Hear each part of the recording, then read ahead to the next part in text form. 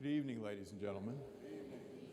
I'm going to be introducing these two gentlemen in a moment, but I do want to say a couple of things just to start off. First of all, I believe the gates will be open in the library garage, so you don't need to get your ticket stamped.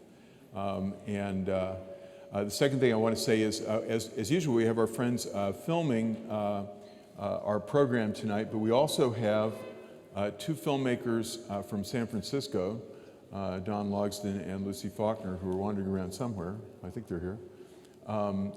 There they are, back there. Don and Lucy are making a documentary on public libraries called Free for All. They may be, absolutely, it's free. You get what you pay for. They may be wandering around and taking your pictures. If one of the rules that we have in the library, which we don't use when we're filming from behind, but if they're wandering around, if there's anyone here who doesn't want their picture taken and want to appear in this Academy Award-winning documentary that will be known down through the ages, just let us know, and we'll make sure that you get what you need. I need my glasses on. That's what I need. This is really kind of an extraordinary moment for me because I'm here with two people who are both my heroes. And through the years, they've kind of been my heroes for slightly different reasons. They come from different places in the world, and their political views and cultural background and whatnot might be a little bit different, as we'll discover as we go along. But maybe they're my heroes for the same reason, and those reasons we'll get into as we go along.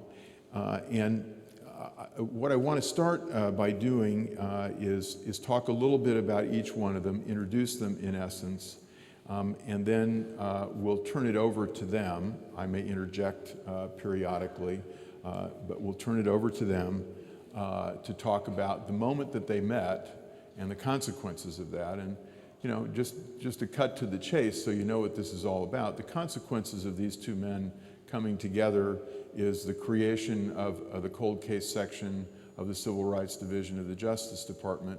And we'll get into what that means. They will tell us what it means.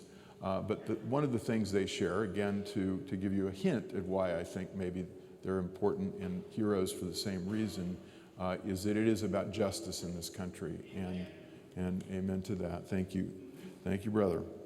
And so, it's also true, you'll find out as we go through this a little bit about Alvin.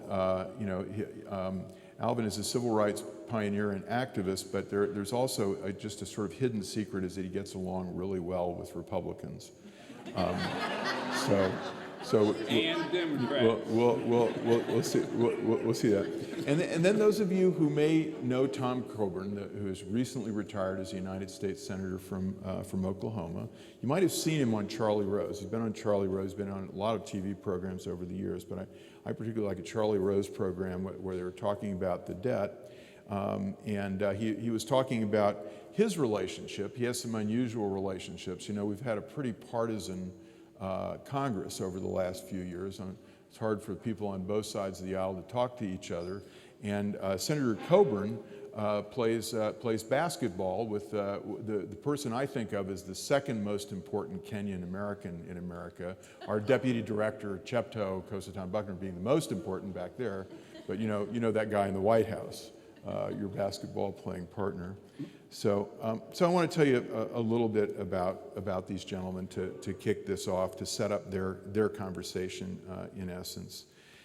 Now, Senator Coburn was known as he had a reputation as being the most fiscally prudent, the most conservative fiscally senator in the United States, and very conservative socially well, social conservative as well. In fact, he was such a purist that the Democrats at one point in the Senate created a bill of 35 unrelated measures that he had opposed and called it the Tomnibus Bill of Dr. No. Senator, did you relish being called Dr. No by the opposition? Not particularly. I didn't relish much about my time in Washington. You know, that's about how I feel about my time with the city council this afternoon. So you were born in Wyoming, and your father was an optician, and you know, it's kind of a business you went into for a while, an ophthalmic business that was actually wasn't as an ophthalmologist, but as a businessman, if I understand correctly, and built a pretty big business by yourself. Yeah. I actually manufactured ophthalmic lenses that were sold to wholesale optical laboratories, and made the first intraocular lenses. The first IND through the Food and Drug Administration for intraocular lenses for cataracts. And we had that first, and I got sick and tired after that business was sold of reporting to somebody that didn't know anything about it, so I decided to become a physician so I could control my destiny. What a mistake. Yeah, whoops. And so an undergraduate at OSU, and when you made this decision, you went to the University of Oklahoma to get your medical degree. In between, showing that he really did understand vision, had very good vision himself, he married a woman named Carolyn Denton, who was Miss Oklahoma of 1967, as I take it. Some of us admire that aspirational good taste. And you also have been a Southern Baptist deacon, if I understand correctly, you had 15,000 patients as a doctor and delivered 4,000 babies. Was this an effort to create a constituency? It was. Actually, my district was 82% registered Democrat when I ran for Congress, so it worked. Right. Okay. That is interesting. In your congressional career, you actually were the first Republican in a long time. In that There'd only been one, and only for 2 years. Right, and then you were succeeded by a Democrat, who then you ran against for the Senate. Is that right? That's correct. Right, after retiring, but you also were a believer in term limits. You term limited yourself from the House, and you've now term limited yourself from the Senate. Tell us a little bit about your philosophy of service around that, the term limits. Well, just, we're all human. And if you put people in positions of power, no matter how great they are, the trappings of that power wear on you. And all of a sudden, what happens is your natural tendency gets blocked by your desire for the attaboys and the strokes. And we all want to be loved and we all want to be liked, but the tendency of those in politics to stay in politics is they end up making poor decisions because their decisions become a choice between how do I not offend anybody and get reelected versus what's the best thing for the country. And we hardly ever see the best thing for the country done anymore. We see the best thing done for the politicians. And that's both sides of the aisle. Right. This isn't a partisan statement. It's both of them. And we'll talk about it because some of the things that went on with the Emmett Till bill showed just how false the politicians were in terms of their desire to supposedly help pass the Emmett Till bill. And before we shift to Alvin, and then shift to the Emmett Till bill, I want to ask you pretty much about one vote, though I'll also introduce it by saying one thing you did become known for in the Senate is there were a number of bills to do with the medical profession, to do with health care, that were really, I think, nonpartisan efforts around babies and AIDS, generic drugs, buying drugs from Canada, et cetera. But there's one vote that I think is an interesting vote that probably will tell people something about you.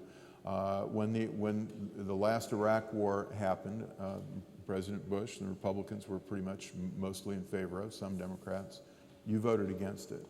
Actually, that's not true. I was not there yet when they had the vote on the Iraq war. You voted against the funding. I voted against the funding every time. Because I didn't think we should be there. And can you explain that vote just a little bit more? Why shouldn't we have been there? What was your reason?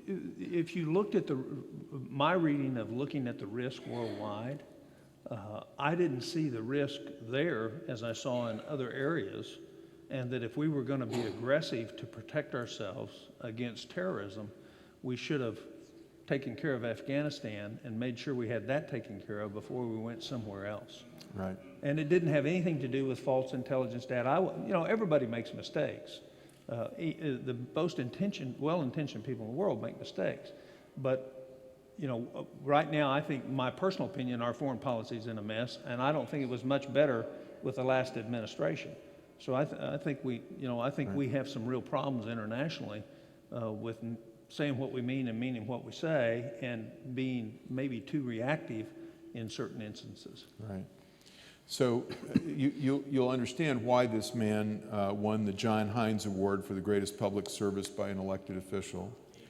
And you also may get a sense of his sense of humor. He and at one point the Oklahoma Sooners played the Florida Gators, and he and Senator Bill Nelson had a bet, and they had to sing to each other depending on who won. And Senator Nelson they're one of, I guess, two. Am I correct in saying there are two senators who've made it into space? Right. Probably know who the first senator was. And the others are spaced out. The others. It's good to understand. But he's saying Elton John's Rocket Man to Senator Nelson when the Gators won. I like that. I like that story. So I'm going to segue now for a second to Alvin, and I'm going to tell you a little bit about Alvin and ask him a couple of questions before I then ask them to tell you their story together. So I saw Alvin a lot in the library. Alvin has been a regular in this library since way before I came here, and so he was a regular. I just saw him. We said hello to each other. I got to know just a little bit about his story, who he was, what he was doing, kind of the outline. And one day he asked me to sit down in the cafe, and he told me his story of which I'll ask him to tell briefly in a second. But he also asked me if he could tell that story in public, if he'd do one of our programs. And I knew enough about the story to think that was a good idea. When you think about words like citizenship and truth and justice, Alvin kind of represents that. And he's a guy who, we deal with. When you deal with the hardest cases, there need to be other things than just knowing what's right. You also need dedication, you need patience. Sometimes you need a little obsessive compulsive attitude towards things, and that's Alvin. He also, when I said, okay, we'll do the program, and he said, would it be okay if C-SPAN covered it? And I said, well, sure, of course, he got C-SPAN to cover it, They couldn't say no to him. He grew up in Kansas City, Kansas, living in public housing with a mother who was not, in fact, your biological mother, had epilepsy, went to Boys Town. And Alvin, the case that started this, there's a lot that goes back to your teenage years, which we don't have time for, though we've told that story in the library before, and we can tell it again. But the Steve Harvey case. Tell us a little bit about the Steve Harvey case, your friend Steve Harvey, and how you got into the role of civil rights activist. Great, thank you very much. First, just let me clarify just a little error. I was raised on the Missouri side. My mother raised me, Bernetta Page. She adopted me and raised me on the Missouri side. And then when I became 16, I found my natural family, which was on the Kansas side, and I went to Kansas. Now, how that ties into Steve Harvey, Steve Harvey was a musician that was greatly known here in Kansas City. And when I went to live with my natural family, I had a cousin named Scooter who played with this band Threatening Weather. And they were the most popular band playing around at the time, so I got to meet all the other musicians, and I became friends with a lot of them. Steve Harvey was one of those that I became friends with. In 1980, just right prior to 1980, there were 5 musicians that were killed in the 2-year period in the metropolitan area, and Steve Harvey was one of those musicians. He had come back from being out on the road with Charles Earland and others, and he went to the Liberty Memorial where he sat in and played his horn late at night rather than go home with his mom and others and disturb him. So he was at the Liberty Memorial, Penn Valley Park. He had put up his horn, and there was Raymond Bledsoe, Roy Lloyd, and James Graham were individuals who would go to the Liberty Memorial all the time to harass and beat up on homosexuals. Steve wasn't gay, but they believed he was, and that's what they went there primarily for. The short version of it was that Bledsoe took a dowel rod and went into one restroom, the women's restroom, where there was a guy who was gay in there, and he attacked him with the dowel rod, like what you put in the closet. And then he watched him run off. The second, he went back and got a baseball bat and came in and attacked Steve Harvey, who was in the men's restroom. Steve took off running, and he chased Steve until he tripped and finally fell and beat him with the baseball bat until he killed him. There was no prosecution on the state level for several months, and then this all happened the night that Ronald Reagan was elected president. And several months later, there was a tip that led to Raymond Bledsoe and Roy Lloyd and James Graham. There was an all-white jury that investigated and tried the case on the state level, and there was an acquittal. After the acquittal, because of the relationship I have with the Justice Department, I knew that there was nothing you could do on the state level, that only other chance was on the federal level. And so I contacted the Justice Department initially, and the Justice Department intern, which turned out to be an intern, first said, no, you can't do anything. We can't do anything with this because murder is not a federal offense except under certain circumstances. And since neither Steve Harvey or the perpetrators were government officials, her opinion was there's nothing that we could do.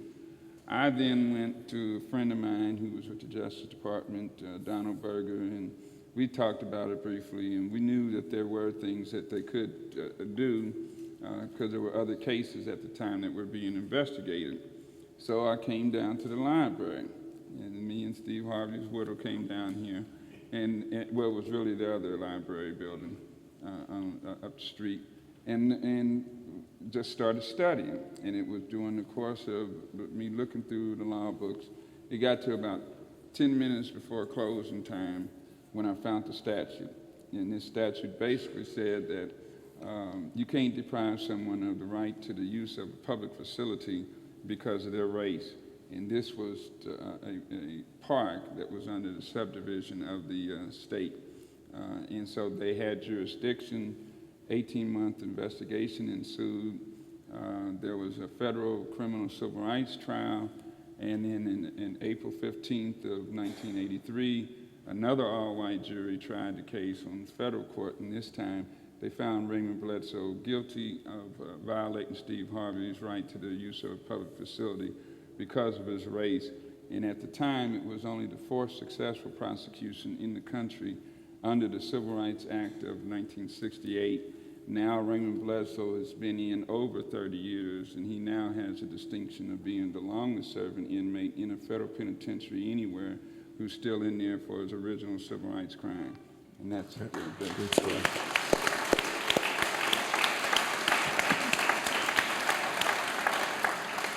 And I'm going to jump over a little bit of your career here to get us to the moment that you meet the senator. You got to know through this, because Steve Harvey's family was related to Emmett Till's family, you got to know the Emmett Till family in Chicago. And they were working obviously on the Emmett Till case, and you were working on other civil rights cold cases, and essentially meeting his mother sort of offered your services. Is that a fair? Yes. Basically what happened was that it was in the end of 2002, and I was reading the Kansas City Call newspaper, and it talked about two filmmakers, as well as Emmett Till's mother. Ironically, one of the filmmakers' name was Stanley Nelson, who is also the executive producer of this film that they are filming here, Free for All, the life inside of libraries. And they did a movie on the murder of Emmett Till that was played on American Experience. And Keith Beauchamp, another filmmaker, had done a film, and he felt that he had some evidence of other people. So Rhea, Steve Harvey's widow, had always said early on when we were pursuing the case, Steve's case, that this was the second hate crime in her family tree. On her family side were relatives of Emmett Till. So when I seen this article and seen that Emmett's mother was trying to get the case reopened since 1956, and I have an unusual way of selecting the cases that I do because I didn't take this as a career. So one of it was, can I make a difference? And so by the time I finished reading the article the second time, I realized that I could make a difference in terms of bringing the family members together and witnesses and anybody together to get the case reopened. And so the short version was we went to meet with Emmett's mother up in Chicago, me and Donald Berger. It was kind of funny because at first there had been talk about how difficult it was to be able to get a hold of Emmett Till's mother and that she had been trying to get the case reopened. Well, I just called information in Chicago. She was listed. And so I called her, and I called Wheeler Parker, who was a cousin of Emmett Till, and his church was in there. So I left a message for both, and then I ended up talking to Miss Mobley. Now, ironically, I was living at the time with one of our most esteemed activists and educational leaders, Mary Ann Flunder, who's sitting right over there. And I called Miss Mobley from her house. And while I was sitting there going through talking to Miss Mobley, she didn't say who she was at first. She was very business-fine. She wanted to know if you met his mother, what would you tell her, what have you done? She was very business-fine about it. And then I would give answers, and then about maybe 20 or 30 seconds before it started to hit me that before she said my son for the first time, I realized I was talking to his mother. And so Donald Berger and we went to Chicago. We met with her. By then, I had already talked to the Attorney General's office, Attorney General Ashcroft's office, and David Israelite was the Deputy Attorney General. He was the Deputy Chief of Staff. And so I'd already got the sense that this was going to be looked into. And so by meeting with Ms. Mobley, I told her what we had done with Steve Harvey's case and that what we were already doing with this case, and that I could promise her that I could get a federal investigation, get it reopened, but I couldn't promise her a conviction. And so we talked, and ultimately we formed the Emmett Till Justice Campaign. Ms. Mobley was to be the first chairman of it. Unfortunately, 7 days after meeting with her, she unexpectedly passed away. So we literally got the torch passed to us in time. And matter of fact, the very day that she died, we had set up a meeting with a phone conversation with the state attorney general in Mississippi, and we're waiting for her to be notified and to come to the phone, and she died that same day. So we went forward with working to get the case reopened, and that kind of led to ultimately to Senator Coburn, but the route that ended up coming to him was there was a Senator Talent here in Missouri, and Senator Talent and Senator Schumer in New York, they had introduced this bill to kind of make it, to try and get the Justice Department to speed up the investigation that was already going on in the Emmett Till case. And I was upset about that because I felt that if the Congress were to pass even if it was non-binding, passed a legislation that was urging the Justice Department to speed up an ongoing criminal investigation, that at worst, that was going to interfere with the investigation because if anybody got indicted out of that investigation, if they had a defense attorney worth his salt, the defense attorney would say, well, this was a rush to judgment. If Congress hadn't have pushed the Justice Department, they would have found out that my client was innocent. So Senator Talent, I told him, but however, there's all these other unsolved civil rights era murders that we can't form a committee for each one of them. And if you want to do something that goes beyond symbolism, we need to establish a unit in the Justice Department while we have any time left, which wasn't much time, to have a unit that would investigate unsolved civil rights era murders. Now, how this got to Senator Coburn.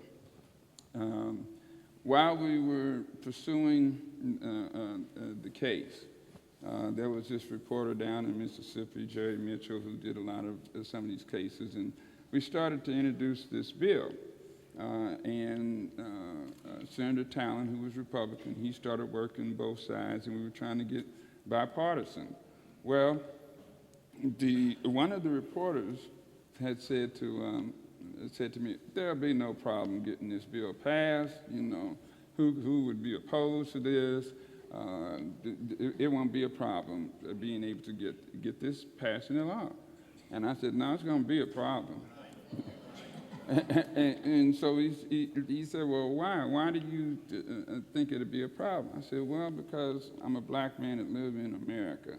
And we ain't never been able to get any law passed without a fight. We don't even know what it means to have a unanimous consent. We don't even know what the word means. We just have to always fight and fight and fight until it's time to win, and then we win.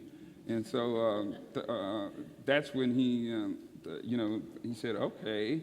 And so then we started going past, the bill was working its way through the House and everything. And so it got to the House. And the House passed it 422 to 2. And I was like, dang. Almost unanimous. Pretty close to unanimous. Right. And then the paper the next day was saying, and it's going to speed through the Senate. It's going to speed on through the Senate. And I almost for a minute believed it. I said, what, 422 to 2? Now the media is saying it's going to rush on through. I'm like, okay, we might get this for the first time. And then you met Dr. No. Then Senator Coburn put the hold on it. And at the time, like I said, we were always used to, there would always be a Bull O'Connor somewhere that in the pursuit. So that's what I was waiting for. And so when he first put the hold on, that was my immediate response. Wow, Bull O'Connor has emerged. So now, ironically, that was giving me encouragement because we always won when we had a Bull O'Connor on the other side. So this time I'm thinking that we're going to win, but for a different reason, because he certainly did not turn out to be any kind of Bull O'Connor on it. And so how did you find that out? I mean, how did you finally meet him? Well, here's what it was. See, since 18, I've been practicing Buddhism. Herbie Hancock introduced me to Buddhism right up at the Union Station. And central to our practice is the power of dialogue. That if you talk to people, don't just just look at them, but talk to them, communicate with them, you can overcome a lot of obstacles. So at the time, I was trying to figure out, well, who could I get that could talk to Senator Coburn? Well, most of the people that I knew at the time that could talk to him, and particularly in Oklahoma, were all Democrats.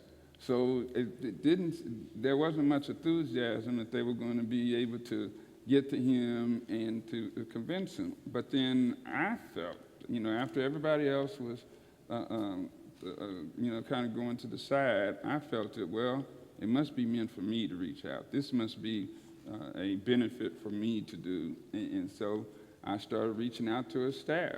And, for 40 years, that's how I always did. I got to meet most of the people who are in the position because I have great respect for the staff. If you treat the staff right, They are the ones that keep the elected officials in check. So if you treat them right, you got a better chance of meeting them. So I developed a relationship with his staff, told him what we were trying to do, and I tried to look at it not from my shoes, but to look at it from his shoes. And so at the time, I noticed that what he was saying was he didn't like the way that they were going to fund it, but he wasn't against the merits of the bill and what we were trying to achieve. He was against the method by which it was going to be funded. Now, the way that it came across to me, and most of the time when you look at the bills that he would put a hold on, the normal way that it would go would be if you're going to say $10 million, we'll just use that for now. If you were going to seek a bill for that had $10 million attached to it, and you wanted it funded, you had to also identify where you were going to take the $10 million from somebody else's side. So when they, I understood the part about, okay, you balance the budget. What I didn't understand was and couldn't grasp around is, while I may be a person who could tell you infinitely why I need this $10 million for this bill, I didn't feel I was qualified to say where to take the $10 million from somebody else. I didn't feel I was that qualified in terms for that. So I started expressing to his staff the reservations and the things that I had about doing that, but that we needed to get this bill passed. We didn't have a lot of time. At best, if we got it passed then, there was only going to be a few cases that we would be able to address before the time passed where you couldn't get any of them. And this bill called for cases from 69 years and backwards. And so I felt Senator, that... were you hearing about this crazy guy who was talking to your staff? Did they tell you that there was this crazy guy from Kansas City? Actually, my viewpoint, there was never a crazy guy from Kansas. There was this providential man who was one of the kindest, gentlest people you would ever meet in your life, who came in with an earnest request that was based on a heartfelt need for justice. Amen. And so,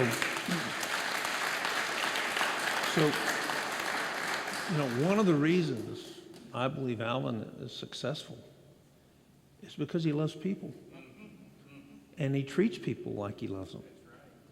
And that's one of our big problems in our country, is a lack of endearment and love and respect for other people. I fell in love with Alvin the first time he was in my office. Here's a gentle soul. Here's somebody you want to help because of who they are, not because of what they're speaking, but because of the core character values that he represents. And his humility, I don't know, can you all see this? The humility of this man? It's unbelievable. And so, that spoke volumes to me. How do we get this done and allow him to accomplish this purpose and me keep my principles? And the story is really kind of tangled. And just as an aside, when I first heard about this bill, I called the Bush Justice Department and said, how much money are you spending on this? Are you working on this issue? And so they sent me all the details that they were doing. And they were working on this issue. They had set up about $6 million a year that they were actually working on a task force to try to address these cases. And my big deal is the moral convictions that Alvin has. I think it's just as immoral to sell your kids' future by spending money that you don't have on things you don't absolutely need. Amen. So what I wanted to do was to not spend money somewhere else, so we fund this. And the ultimate story is it never got funded. By all the people that were the allies, the civil rights champions who were part of the appropriation committee of the party in power at the time, never once sent $1 for the Emmett Till bill to the Justice Department. Not once. And so one of the things, this sort of skips to the end of what we were going to talk about, but you've got more questions to ask, but you're both working today on reauthorization, and this time you hope to get it funded, to actually get some money from Republicans and Democrats and the president, and maybe your basketball partner, your basketball playing friend. I understand he usually wins, by the way. Well, I won't correct your story. I'm not much of a basketball player, but it's a good story. Exactly. We're just friends. Alone, yeah. We're just friends. He actually, Okay. he was coming to Oklahoma last week, and I was driving somewhere. I can't remember where it was, and he actually called me from Air Force One. We're still friends. We still talk. So, you know, was one of the most conservative Republican senators. Right. And I have a better relationship probably with the president than every other senator. How You is were that? senators together when he was Yeah. in the What's Senate. the You were- principle there? The principle doesn't have anything to do with politics or party. It has to do with loving people. If you want to change people, you love them. And Alvin is a great representative of that. And so, Alvin, when you met the senator, what was your reaction to him? Well, I mean, I'd already started feeling good because of the communication on the phone and the way that the staff was meeting, and then in terms of my spiritual self. So I was kind of halfway expecting him to be like he was in terms when I met him. He would talk meek. He would talk straight. I was looking, you know, it was how he instructed his staff and how his staff really respected and worked for him. So it would have been anticlimactic for others, but because I had halfway expected it. But then the part that I really didn't expect was, well, when you looked at the way he handled these other bills, and he would always kind of, it appeared that, well, he'd put the hold on them, they would come up with some concessions, and then, you know, they would kind of compromise and come out with it. His staff, as I dealt with them, wanted to see this bill really get passed. In terms of the senator, it became genuine to me that he wanted to get the bill passed. So what I looked at is our common denominators. One, we both was for the same thing in terms of the merits of the bill, and B, we both wanted to fund it. We just had different views on how the funding in terms was going to be and how it was going to come about. Talking with him, I say I'm an independent, so we got that clear. You know, Crosby did say about the Republicans, but I work with Republicans, I work with Democrats. You got a little nervous when I said that about the Republicans, I think. I want you to know I work with all Nobody doubts you're a free thinker.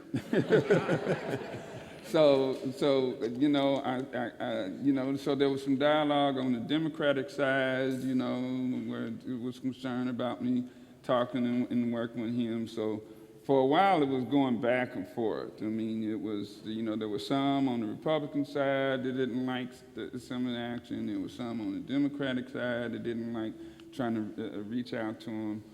I felt that we got to have this dialogue. We got to get this passed. We don't have the time for the politics.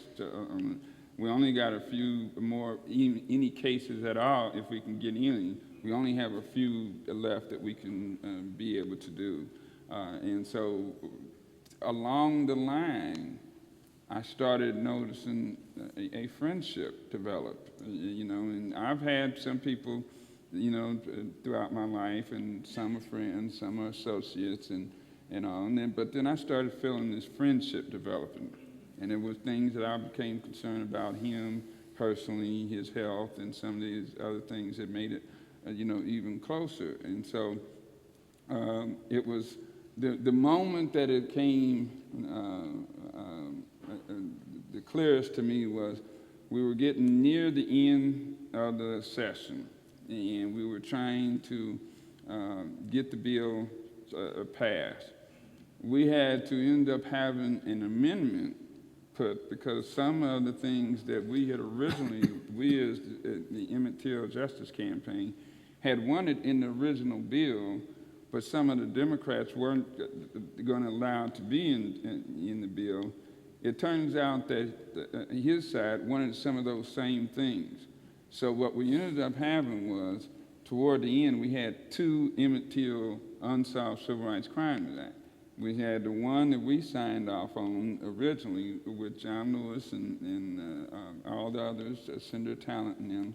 And then we had the other amendment that we had him sign off on, and we had them both going on the floor at the same time. Whichever one was going to pass, that's which one we wanted to go with. And then I remember as it got closer to the time, and it was the session was getting ready to end, so I was worried about how this was going to happen, and if we lost a chance with this bill, it would take a long time to get to another place or another opportunity with this bill. So I remember his staff contacted me that night, and they called and they said, well, the senator said to tell you to get some rest, get some sleep, because it's going to happen in the morning. And where I was staying at the time, we were sitting there, and we waited. I went on to sleep. As soon as they said that, that's cool enough for me. I went on to sleep, hurried up so I can get up and look at C-SPAN in terms in the morning. And so the next morning, there was, turn on C-SPAN, and it was several of us living staying in the same place. So there was a top floor with the folks at TV, and then there was his mother who was sitting in her room, and I was on the couch and looking at the TV. And so we sit up there, and the senator gets up there, the Democrat Senator Reed, and he said, well, we got two bills that we're going to pass by unanimous consent here today, and one of them is controversial, the one we've heard a lot about, the Emmett Till law. So I'm sitting there and waiting, and keep in mind, any senator can put a hold on a bill. So my thing is, I'm sitting up here wondering, okay, well, we didn't convince him now to take out his hold. Is somebody else going to put on the hold? So I'm sitting there and waiting, and then the Speaker of the Senate then goes ahead and calls up the bills. And then he gets to the part, if you see C-SPAN, where they'll say, how they say that? They'll say to the Senate, without objections, like if somebody says, we want unanimous consent, bring up the bill, and then the Speaker say, without objections, so ordered. So when they said it this time, I'm frozen, waiting to see if somebody else is going to say something before he says, so ordered. And nobody said nothing. And then he said, so ordered. And at that point in time, what we had never had, the Emmett Till Unsolved Civil Rights Crime Act, became unanimously passed by the United States Senate. And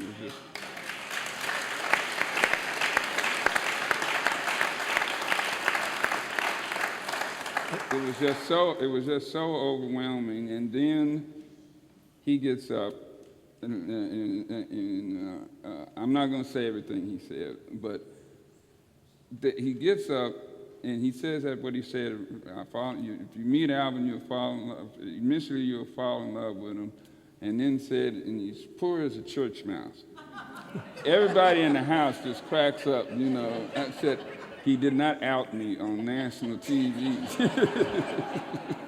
But I'll let Crosby will probably deal with. Yeah, I may read the whole thing before the end, but Yeah. but let's talk a little bit about, because we got into it before, because I think this is important for everybody to know. So you passed the bill, but you didn't really get it funded, and it did have a powerful effect. We know that Yes, cold it did. cases are being considered, have been considered. The Justice Department has gone into it, but maybe not as much as it could. How many cases has the Justice Department worked on since the bill passed? You have to evaluate them two ways. There was 122 cases that they looked at initially. From the beginning of it, I wasn't optimistic that they were going to get that many, particularly the way that they got those particular cases in terms of time.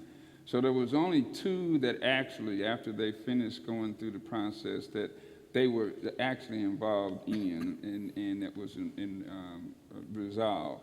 There had been 22 before then, before the Till bill came into existence, in that perspective. So that was, and it was a time limit that's on those bills, on the law. So it was only good for 10 years, which leads into why we are now moving for what we call Till Bill 2. There needed to be changes within the original law. There were the funding issues, but what I felt was more important was the focus issue, because we understood that you couldn't prosecute and get a lot of cases, and that wasn't the measuring stick. The measuring stick to us was how many cases would we find out the truth as to what happened, because a lot of those you may not be able to prosecute, but you were able to find out the truth as to what happened in that particular case. So we knew that was going to be as much the legacy that could happen with that bill. Then the second part of the bill, which we don't listen to or look at a lot, was the National Center for Missing and Exploited Children. Now, in order to get some of the support that we needed in the Senate with the chairman of the Judiciary Committee, he had a bill where he wanted the inspector generals of the various federal agencies to be able to work on the backlog of cases by the National Center for Missing and Exploited Children. And that became a part of the law and has been very successful. That part of it has been even really more successful than the original part with the original part of the Till bill. So what we're looking for now is Till Bill 2. The original law was called the Emmett Till Unsolved Civil Rights Crime Act. This one will be called the Emmett Till Unsolved Civil Rights and Federal Crimes Act, because we want to expand the scope, not just in terms of funding, but the scope of the cases that they could investigate. Right now, the original Till law only covered racially motivated killings, and there were none that could be done prosecuted on the federal level because there was a 5-year statute of limitation from back during that period of time. And basically, they would investigate the case and then turn it over to the state for prosecution, or have the federal attorney get deputized and take it into a state court. Now what we want is to expand, number one, to make it a permanent part of the criminal justice system, a cold case unit. The second would be that it would expand beyond simply racially motivated killings. It would also include, in the civil rights area, other criminal civil rights laws such as police misconduct and other cases, under color of law cases. It would cover these other cases as well as some federal laws that would keep it within the realm of being able to be prosecuted on the federal level. So we didn't want it just to be just racially motivated. If you look at cold case unit on TV, that's what we're looking at more for, that there would be cold case units within throughout the Justice Department and the FBI that would look at the various cold cases and where they could investigate those cases and whether they're racially motivated or not, and be able to work on cases around the country. So we're in the midst of getting prepared for that, getting the language for that, the support for that. And next month, the 60th anniversary of Emmett Till's death, and we want to announce the bill then as far as we've got at that point in time. But that's what we're working on now, the new Till Bill 2. And Senator, we were talking about this earlier. You know, Alvin has said it's important. The cold cases are important, even if you can't convict someone. They may be dead, the witnesses may be gone, but you can identify the truth.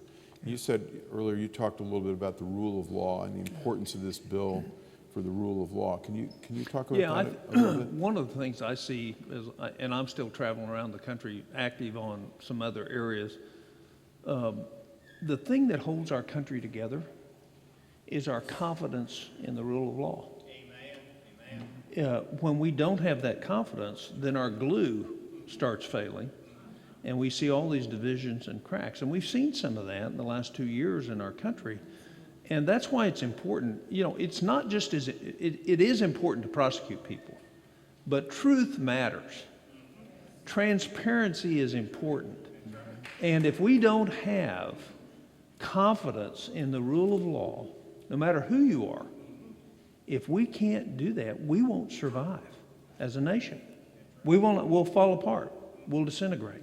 So one of the things that's so important about the Till bill is it gets to truth, and it builds confidence that the rule of law will get applied in the way it should. Right.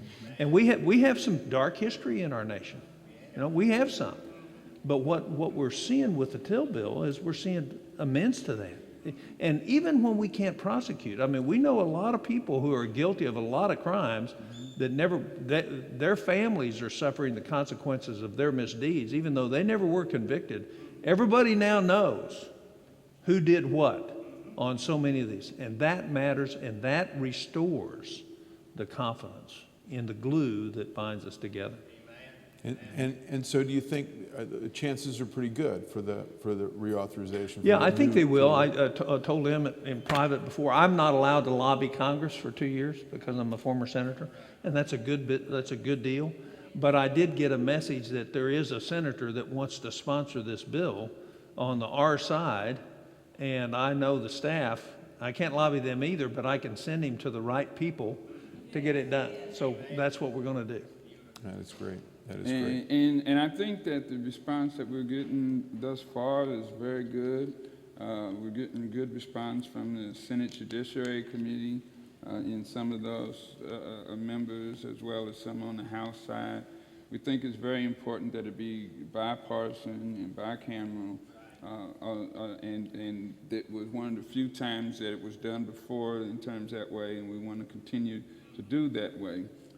And so we were moving forward, I think, with the ones that he's talking about and the ones that have already been responding. I think it is very good that we will get this passed, and it will become a permanent part of the criminal justice system. The quality of justice is helped when you have a cold case unit that can look at it, because so many cases and so many issues come forth that we don't get to solve them all, the police don't get to solve them all, and quite frankly, a lot of times it takes the passage of time for some of those to be able to pass, for people to change their views as to whether they would testify or not.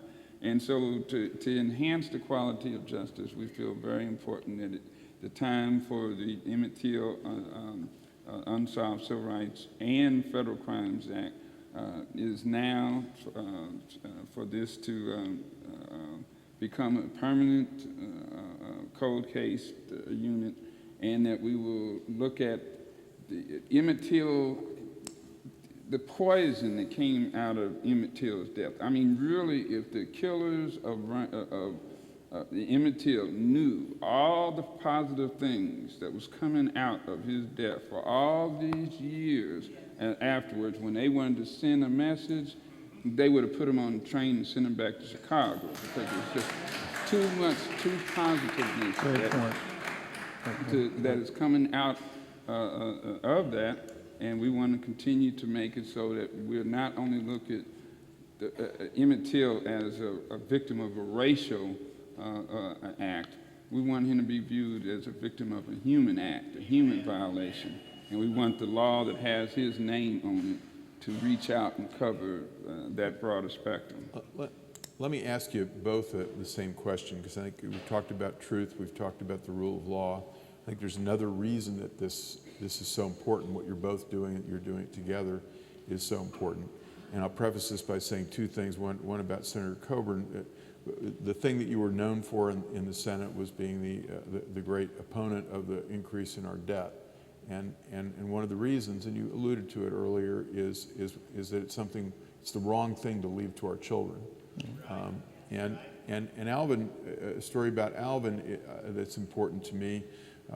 We took a bunch of teens, about 75 of our teens, down to Jefferson City to lobby our legislators. The governor was defunding the libraries in the state, and so we went down to talk to the legislators, and we had an appointment with the governor, and we got, some of you may know this, got thrown out of the governor's office, and we were trying to decide what to do, and Alvin gave this great short little speech to these kids, some of whom wanted to sit in, some of whom were ready to go home. So, and he said, it always starts with no.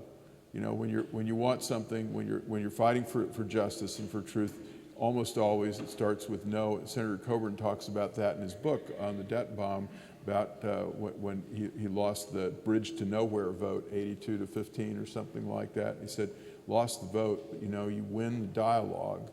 When you put it out there and it's got the truth.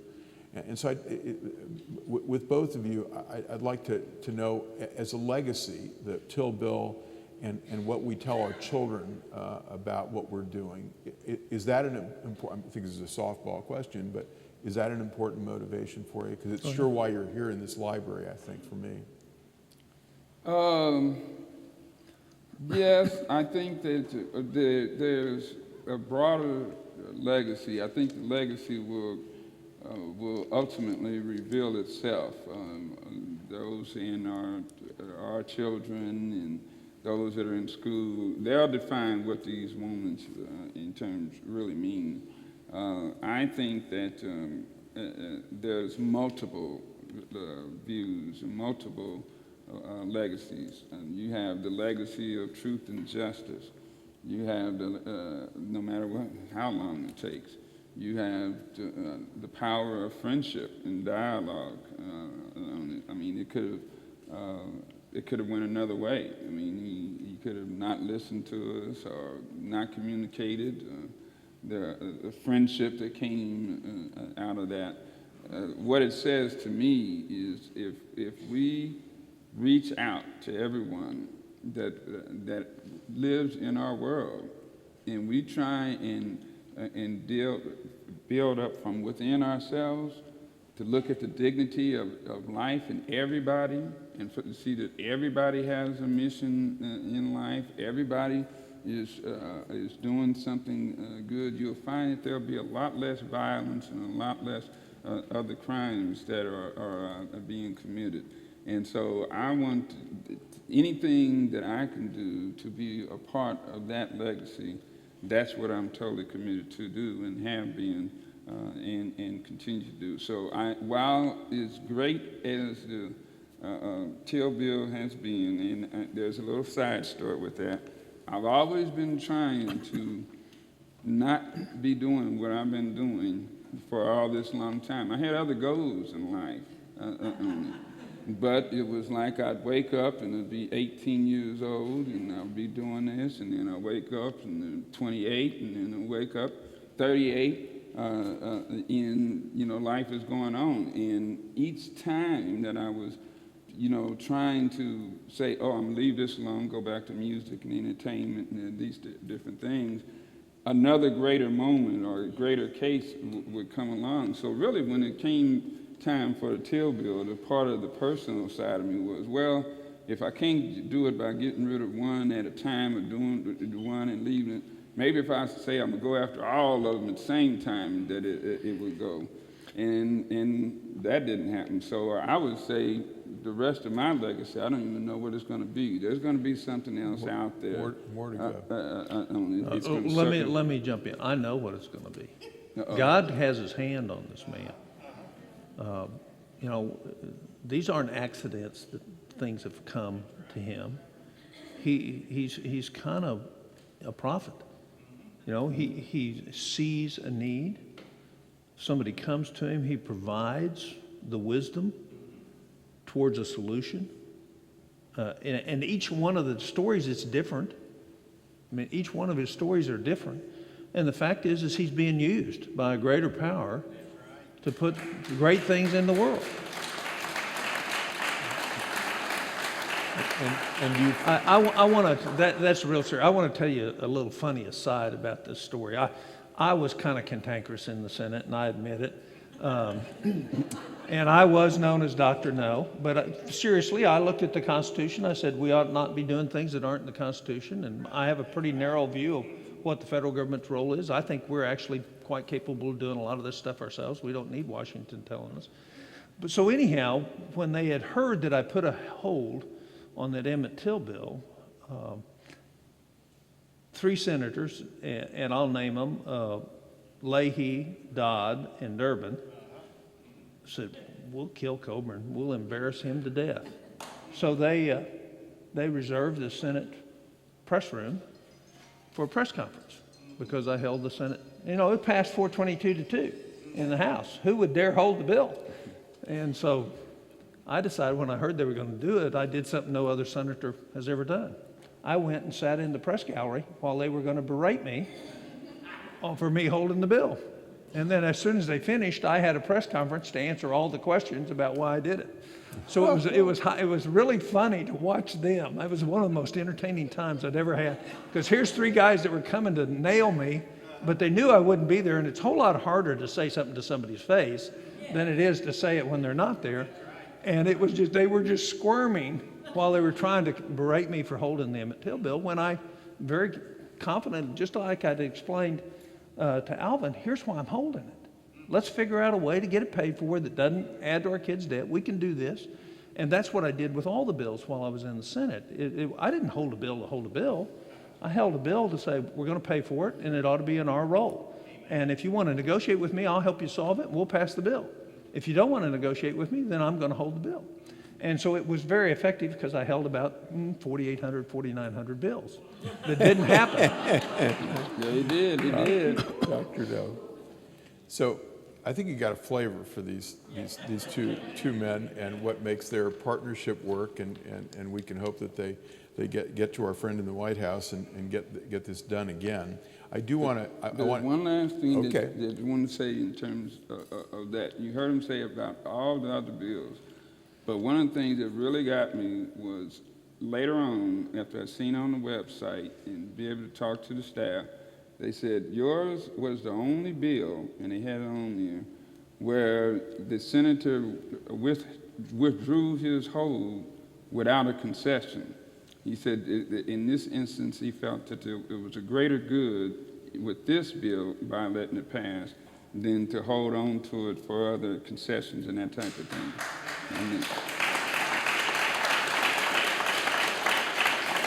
So I want to end this, and maybe we'll take a few questions afterwards, with the full remarks that Alvin alluded to of Senator Coburn on the floor after all this happened of the Senate about Alvin. I wanted to tell you something about America with this bill, and it has to do with Alvin Sykes. If you met him, you would immediately fall in love with him. You've heard that. He's poor as a church mouse. You heard that. He has led this group with integrity. He's been an honest broker. He's not played the first political game with anybody in Washington. As a matter of fact, he's had games played on him, and he's been manipulated. But the fact is, he's held true to his belief and his commitment to the mother of Emmett Till. And because of that, we are going to see this bill come to fruition. I think it speaks so well of our country. That one person has truly made a difference. And I'll tell you what, I think it speaks well of our country about both these men.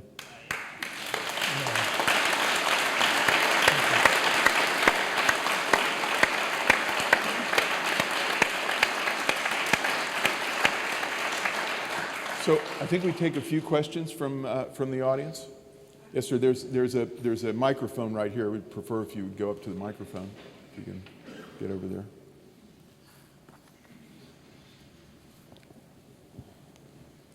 I'm from Oklahoma. I grew up in Tulsa. Appreciate very much you coming all this way to support him, and I appreciate very much the way you deferred to him a lot, that it's a very humble experience. The theme of dialogue is these miracles are happening. Just a few weeks ago in Charleston, South Carolina, State Senator Paul Thurman stood up and had a complete change of heart because of some of the traditions that had been passed down in his heritage, and had a complete change of heart because he knew Senator Clem Pinckney. Yeah. And this coming together, this sharing together with one another is the future of solving problems. And I would like to suggest that instead of, I'm not sure when it is, but Fox News is going to have a debate. I suggest let's cancel that debate and have Alvin and Senator Coburn and Clem Pinckney's wife and Paul Thurman talk to the nation instead of hearing the farce that's going to go on with the political battlings on all sides. But I appreciate very much you coming up here and doing this. Thank you. Great idea.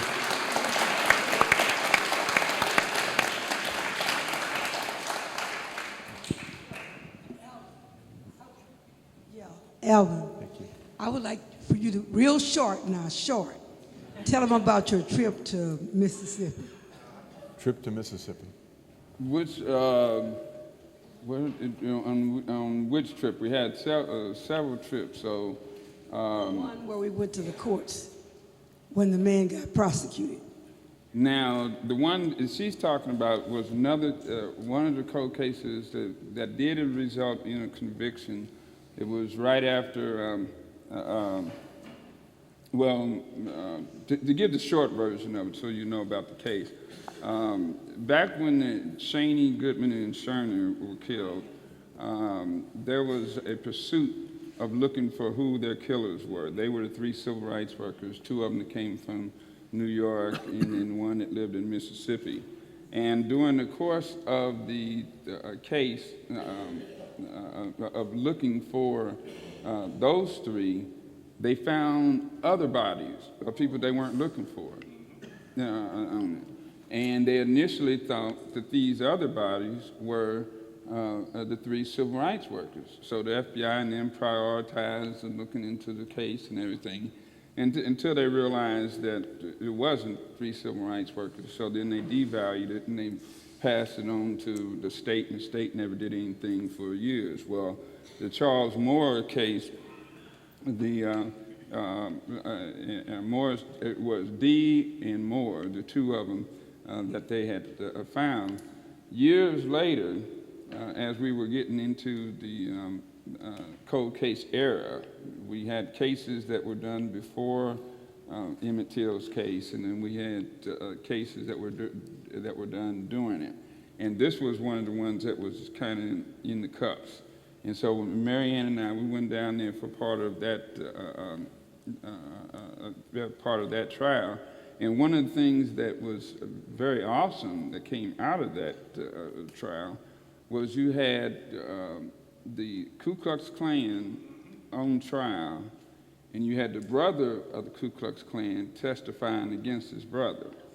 And it was the change that we got to witness of seeing during that period of time.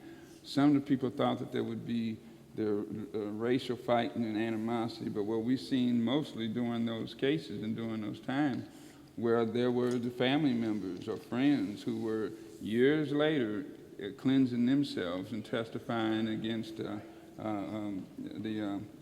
perpetrators. So that was the case that me and Mary Ann went down to Mississippi on, and she drove. And you got home safe. Yeah. Other questions? One thing I do want to mention is, we did made a pamphlet. Monroe Dodd, a longtime reporter at the Kansas City Star, worked with Alvin, and we created a pamphlet called The Pursuit of Truth. And if you're interested in a copy, I think we have some copies over on that desk over there, I think, if I'm right, Steve. Well, I tell you what, if there are no more questions, I just want to say I think we've been in the presence of 2 great Americans tonight. Thank you.